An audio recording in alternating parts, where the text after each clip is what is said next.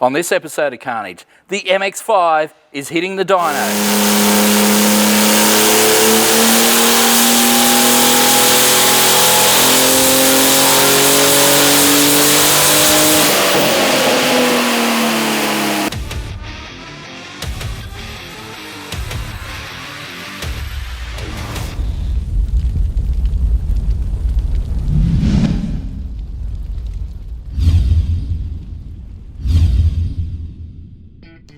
So we are coming down to crunch time. We've got pretty much everything bolted up, plumbed up, but none of it is permanently affixed. So I've got to remove the intake, remove the exhaust, all that sort of stuff. I need to put the starter motor in. A whole bunch of things need to happen, and it needs to happen really quickly. So I even looked at, this will be our exhaust. If you may remember, this was from Toxic Avenger, and it's been approved. So we're probably going to cut it off a little bit shorter, maybe zap it through there abouts. But that's going to be our exhaust system. The Toxic Avenger lives on. So exhaust off, intake off, finally mount things. Let's get this done.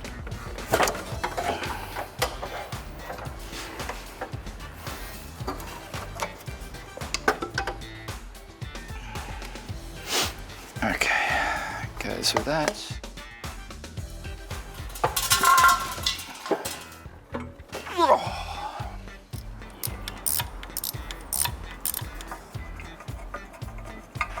Alrighty. Okay.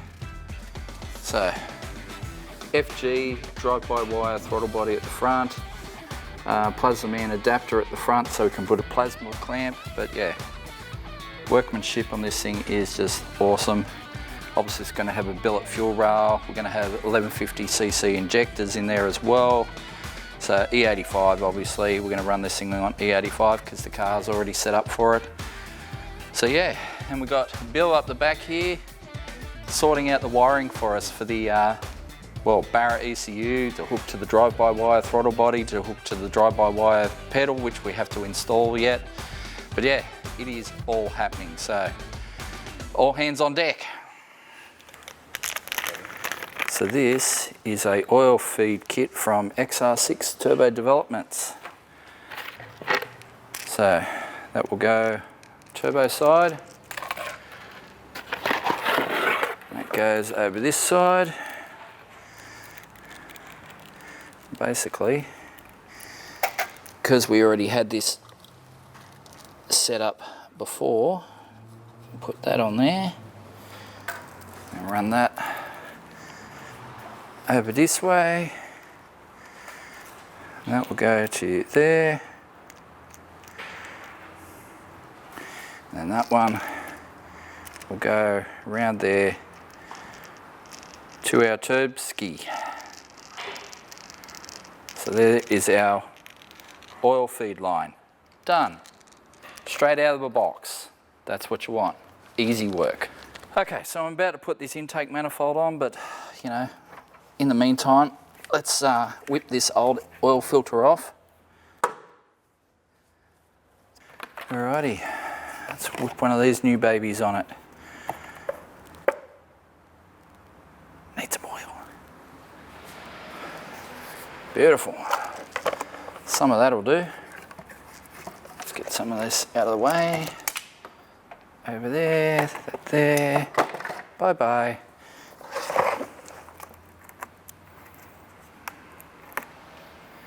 Let's wipe on a bit of oil. Make sure that's nice and clean.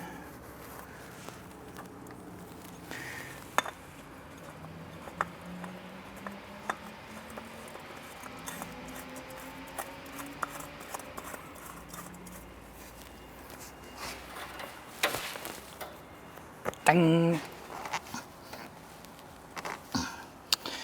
Okay.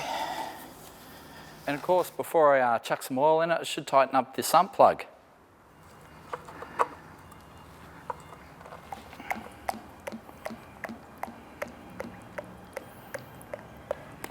With most power glide conversions, You can buy a trans dipstick that'll fit just about any engine, but Barra to Powerglide is such a rare combo that no one makes a steel hard dipstick tube for it. So we've got to use a universal one.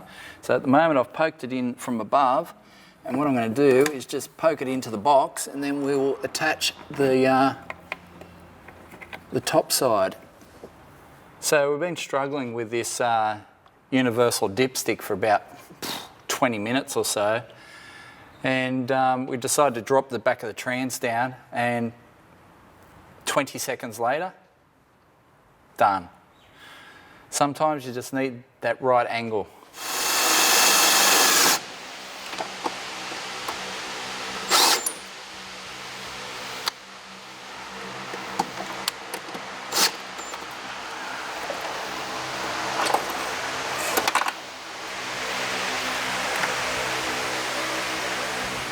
So we just come down to Max Performance, use their little bead roller, roll some beads on these pipes. It's a great hair and Forbes product, but it is stinking hot. I'm going to go back up to the workshop, get these intercooler pipes in, and call it a day, I think. Done that.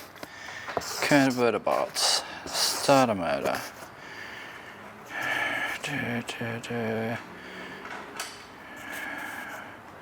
Wiring is pretty much done. Water temp sensor, yep. Pump fuel out, yep. Clean fuel filters, yep. Oil filter, oil change. No, we haven't done that, haven't done that. Bolt-in alternator, yes. Trans dipstick, yes. We have a bonnet on the way. Still got a bit to do, but there's always tomorrow. Hi guys, I'm Bill from Everything Barra. Just here to put the Barra loom into the MX5 here for Scotty. Just thought I'd give you a bit of a rundown before we put it in. This loom is pretty basic because this car is pretty wired up already. Basically just a matter of you get earth, thermo trigger, fuel pump trigger, 12 volt constant and ignition. Apart from that, you've got an everyday 2 plug and your pedal plug. It's ready to go in.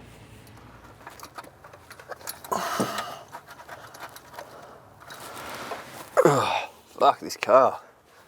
Okay, so we've had Bill from Everything Barra here wiring up the car. So he's got the computer installed, done a loom for us. So mate, you've had to struggle through converting it from LS1 to Barra and that sort of thing, but yeah, it's been interesting, but we got there. Yeah, cool. So now the fuel pumps are firing up and everything. I still have to run the engine loom when I put all my manifolds in and that sort of thing.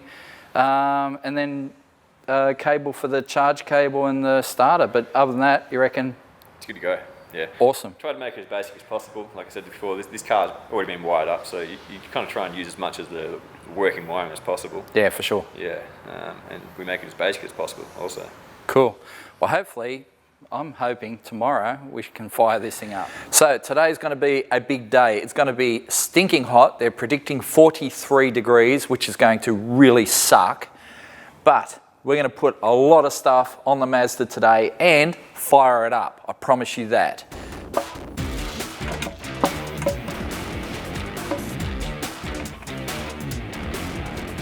Hopefully, this is the last time this goes on.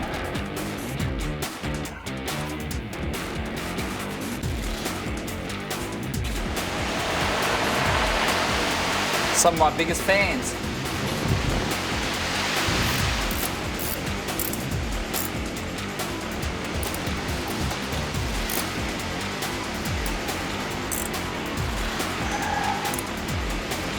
Okay.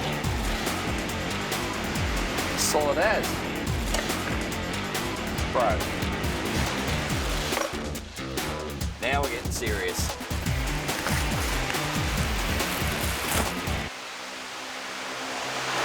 So the billet fuel rail has provision for multiple feeds. Obviously there's your injector sides.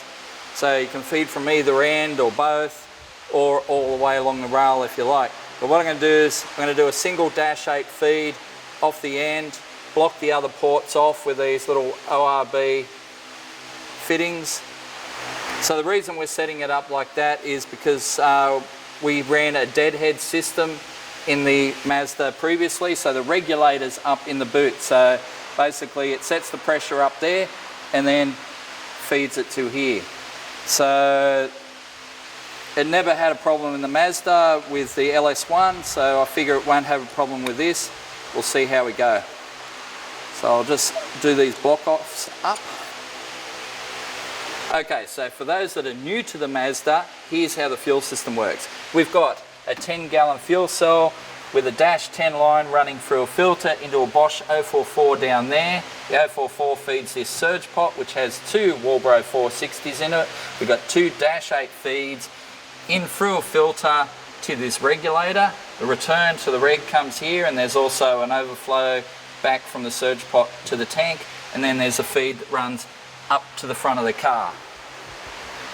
It's got plenty of fuel capacity, and if we wanted to, we can up any of those fittings to a dash 10 at any point. So let's keep bolting this thing on.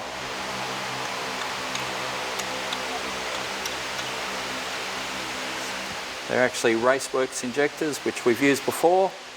We've got a set of these in the Volvo. They work really well. They should support a decent amount of horsepower on our Barra.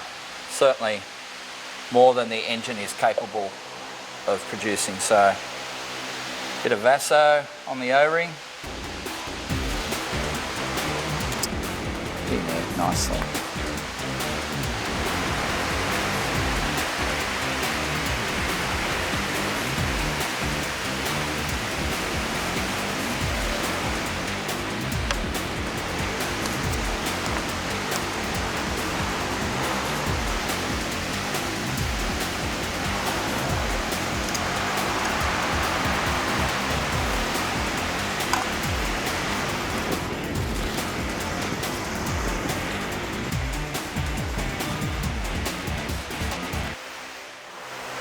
Now that is a thing of beauty.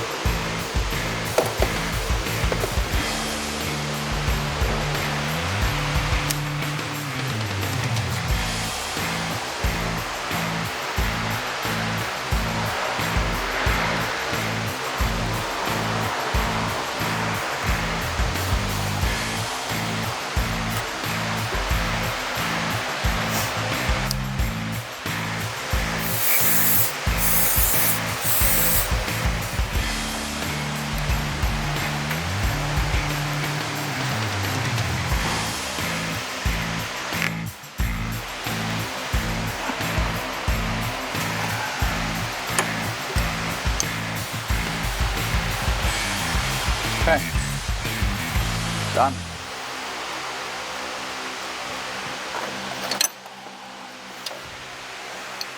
Let's get a turbo on this thing.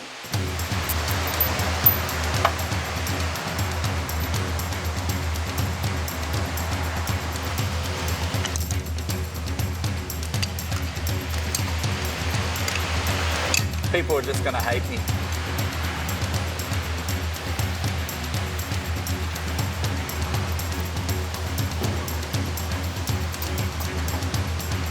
This is a good place to rotate this for the moment.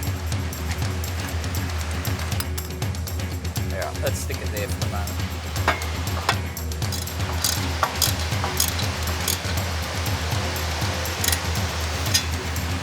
Alrighty.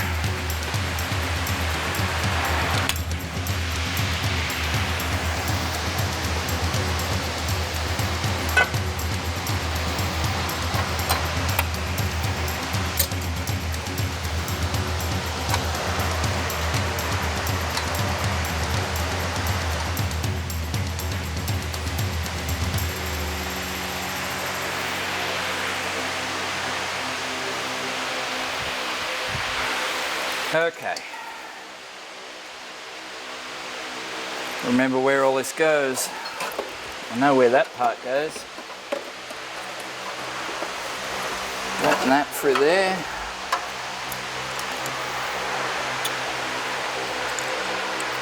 Which means that's for that one.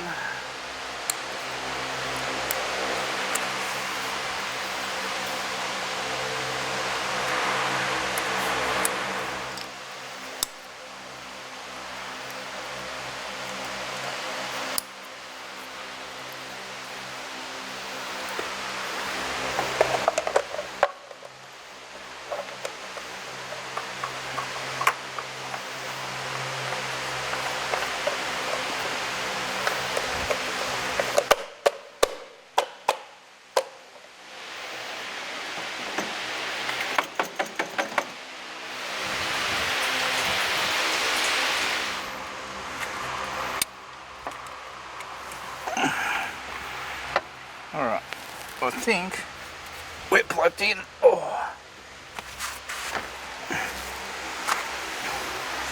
Whew. So that's the pedal. I'm just holding it in my hand. But there we go. Flat battery. But we have power to the engine. Shields down.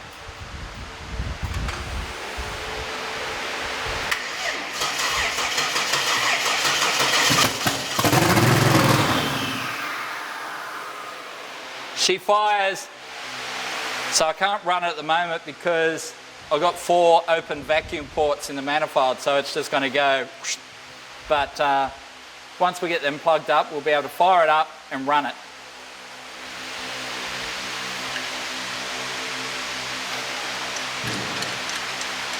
So the options are, when you order a manifold like this from Plasma Man, you can get your ports put on the bottom or on the top.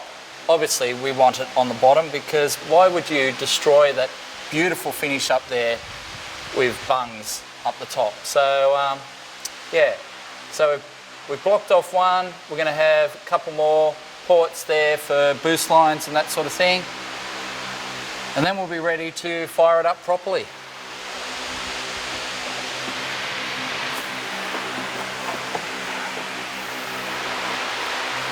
Alright, so that's got to be, so that'll be there, that'll be there, that'll be there.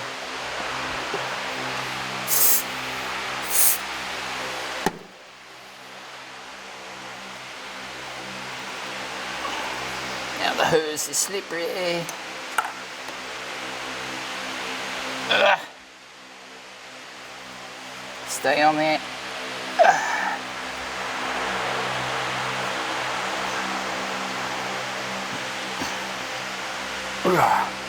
Come on. There we go. Woo! There we go.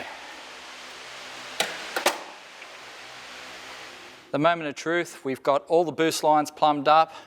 Now what we don't have is, we don't have the intercooler plumbed up. We don't have the radiator plumbed up, even though the intercooler piping is all done. But yeah, the radiator piping isn't at the moment. So there's still a few things to do, but hopefully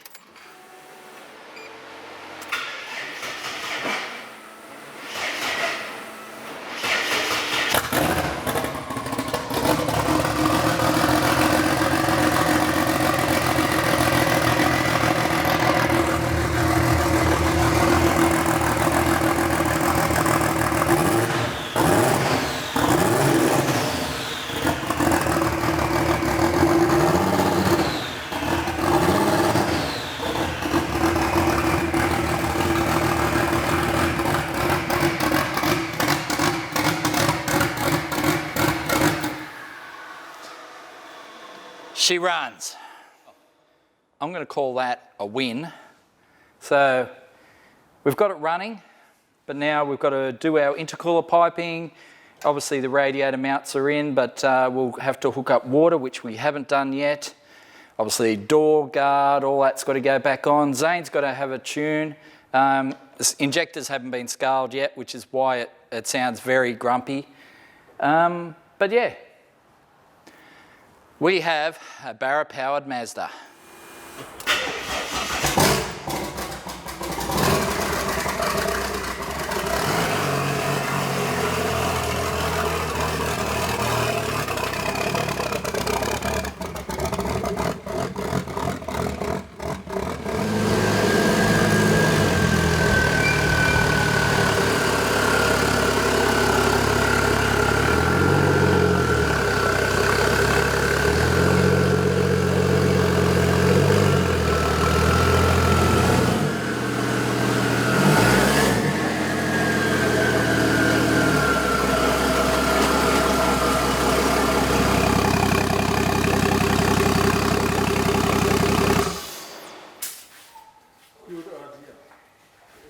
So this is it, the moment of truth. It is 11:15 at night, 4 days out from Summer Nats. We are exhausted. This car has been fighting us every step of the way, as is typical with our Carnage projects. But it's done, it's running, and hopefully it's going to make some numbers here on the dyno before we send it to Summer Nats.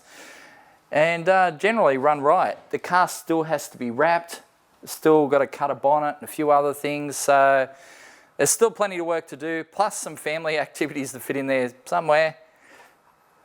Hi kids.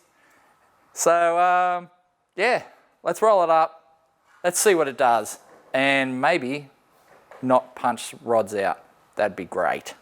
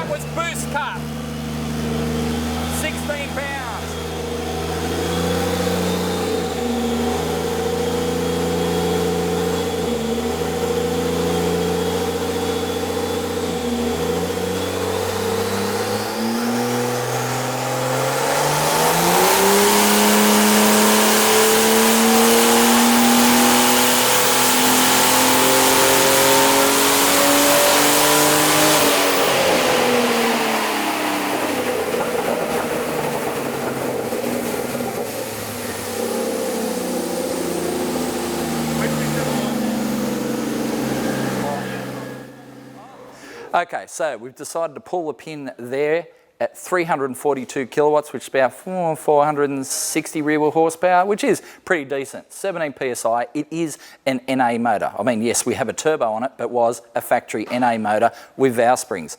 You know, it's not a turbo motor, it's not an LPG motor, it was an NA motor. So that is pretty respectable. But our intercooler is letting us down. I mean, it's a fairly small intercooler, you know. We could put something more efficient in there, maybe something larger, but we were really pumped for time, so we went for something that just fit. And it's kind of letting us down a little bit because halfway through the rev range, the intake temps are getting so high, the engine's starting to pull timing, so we've had to basically abort our mission. But still, 460 rear wheel horsepower is not too bad. You know, it's through a power glide, through a converter. It's got big drag radials on the rear, which are never good for dynos. So, yeah, we're happy with that. We're going to take it to Summer Nats, but first we need to wrap it, we need to cut a bonnet, need to do a few other things. Then we get to cruise and run amok. Summer Nats!